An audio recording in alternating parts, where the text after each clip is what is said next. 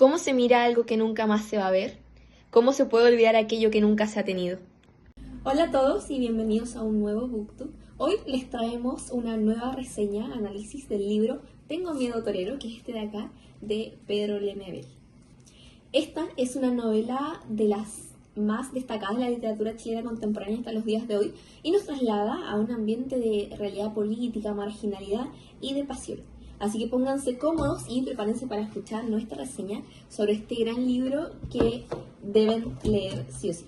Bueno, ahora yo quiero partir contándoles sobre este autor de aquí, quien es Pedro Lemebel. Él fue un artista, fue un performer, fue un activista y también fue un escritor y cronista chileno, nacido el 21 de noviembre de 1952 en Santiago de Chile. Él nació en una familia que era bastante pobre, a la orilla del Sajón de la Aguada.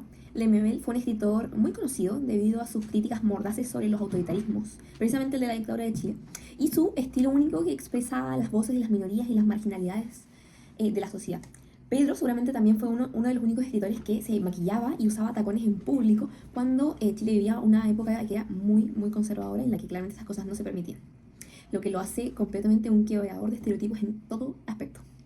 Y bueno, a pesar de su paupérrima situación económica, él logró graduarse de la Universidad de Chile como profesor de artes plásticas.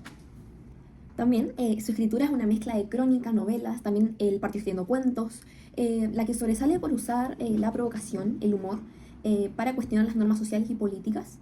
Y bueno, algunas de sus obras más famosas que las vamos a poner por aquí son Tengo miedo torero, claramente, que recibió un premio, el premio de la crítica en Chile en 2001, y ha sido muy elogiado por todo el mundo, todo el público, ha sido traducido en varios idiomas, y también ha sido objeto de estudio en varias universidades en todo el mundo. Y como les decía, estas obras de acá que aparecen acá, también tenemos obras como Loco Afán, de Perlas y Cicatrices, y también tenemos Adiós, Mariquita Linda. Y bueno, para ir finalizando, quiero contarles que Pedro Lemebel falleció el 23 de enero de 2015, no hace mucho, a los 62 años de edad debido a un cáncer de laringe. Bueno, yo ahora les voy a dar un pequeño resumen de la obra para que puedan entender más de esta e interesarse más.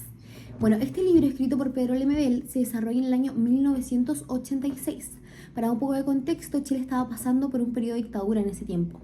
Bueno, la historia sigue la vida de dos personas. Un hombre gay, travesti, que se apoda La Loca, el cual se enamora de un joven universitario llamado Carlos. Podemos ver cómo su amor se va desarrollando mediante un contexto de miedo y opresión. También aborda temas como la identidad social, la política y una lucha constante por la libertad. Gracias a esto nos permite entender y comprender más cómo eran las cosas en ese tiempo, cómo las personas no podían expresarse abiertamente y cómo eran reprimidas. Y ahora sí, yo voy a empezar con el análisis. El narrador, hay un narrador omnisciente porque no forma parte de la historia, pero sí conoce los pensamientos y las emociones de los personajes. El punto de vista principal es el de La Loca, pero también a lo largo de la historia se ve la perspectiva de Augusto Pinochet. Protagonista. El protagonista de la historia es La Loca del frente, es un hombre gay, travesti, es muy simpática, no le gustan los conflictos, es vieja, no tiene mucho pelo, no tiene dientes, se dice que nunca ha sido linda, trabaja bordando y le gusta decorar y la música romántica. Otro personaje es Carlos, es universitario, tiene 22 años, es serio y le preocupa el país. Y pertenece también al Frente Patriótico. En análisis. La Loca tiene un gran conflicto en lo que para ella es amor, ya que fue abusada cuando era muy pequeña y por muchos años la trataron mal por ser gay. Por lo que ahora, incluso mucho tiempo después de eso, se ven las consecuencias. Ella cree que el amor se basa en encuentros sexuales y le cuesta dejar eso de lado porque toda su vida vio estas relaciones sexuales como el verdadero amor. También se ve como muchas veces pone los intereses de los demás por sobre los suyos. Por mucho tiempo no tuvo pruebas de que Carlos la quería, pero aún así ella se quedaba ahí porque la amaba. No preguntaba nada y se preocupaba de no ser una molestia. Incluso se ve con sus amigas. Ella vuelve al lugar donde le hicieron daño. Carlos es una persona muy seria y encuentra un respiro a su preocupación en La Loca. Pero el amor que puede sentir por una persona o una cosa está detrás de su responsabilidad de ayudar al país. Otros personajes que aparecen son Augusto Pinochet, su esposa Lucía, las amigas de La Loca, que eran la Rana y Lupe, y una compañera de Carlos de la universidad que se llama Laura. El análisis de la época. Esta historia transcurre en la primavera de 1986 y, como ya dijeron antes, en este tiempo había una dictadura. Entonces se ven los apagones, las protestas, a los familiares de los detenidos desaparecidos, y un hecho muy importante es el intento de asesinato por parte del Frente Patriótico Manuel Rodríguez hacia Augusto Pinochet.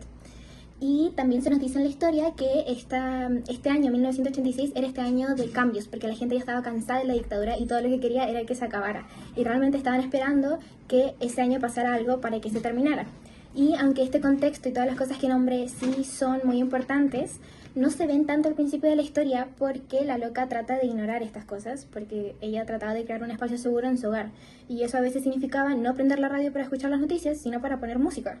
Entonces, mientras avanza la historia y la loca empieza a interesarse más en la política y también empieza a ser más vocal sobre sus propias opiniones políticas, es cuando uno se da cuenta de lo que realmente está pasando y tiene un contexto mucho más grande.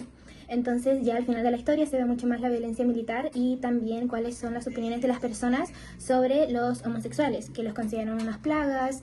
Esto se ve más en la parte de Augusto Pinochet, en la que bueno, él los nombra todo el tiempo con palabras muy despectivas. Algo que también hay que destacar sobre el ambiente es que hay un gran enfoque en la naturaleza. Constantemente se nombra el Cajón del Maipo porque es un lugar que le gusta mucho a Augusto Pinochet, y también la loca y Carlos van allá. Y la naturaleza para ellos dos, para la loca y Carlos, es un espacio en donde cada vez que va a pasar algo importante en su relación, ellos están en la naturaleza. Y para mí esto significa que es un lugar en el que ellos pueden expresarse tal y como ellos son, porque la naturaleza no puede juzgarlos. Y ya pasando al ambiente psicológico en la historia, tiene dos contrastes muy grandes. Un extremo es el amor y la ilusión, y el otro es la tristeza y el miedo, que usualmente pasa algo bueno y luego pasa algo malo. El ambiente. El espacio físico, usualmente toda la historia transcurre en la casa de la loca, que es una casa bastante sencilla y humilde en Santiago, y vive en un típico barrio chileno, en donde están los niños corriendo y también las vecinas cupuchentas. Es un barrio típico chileno. Su casa es bastante sencilla, tiene 2 pisos, y no está muy bien amueblada, pero sí muy bien decorada, porque como le encantaba bordar, ponía sus bordados por toda la casa.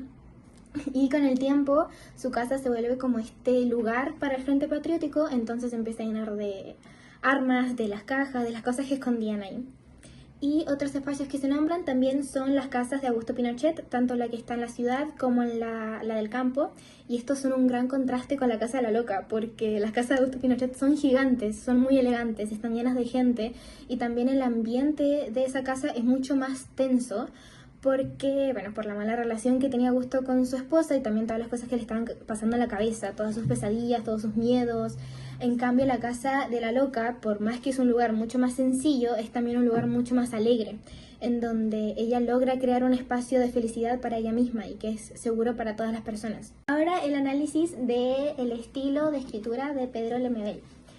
Él, como ya dije, se enfoca mucho en la naturaleza y la describe bastante. Se enfoca harto en cómo se sienten los personajes también, y yo diría que su estilo es muy humano. Se enfoca mucho en las emociones y los pensamientos humanos de todo el rango, o sea, desde el amor hacia el odio, del deseo hasta los traumas.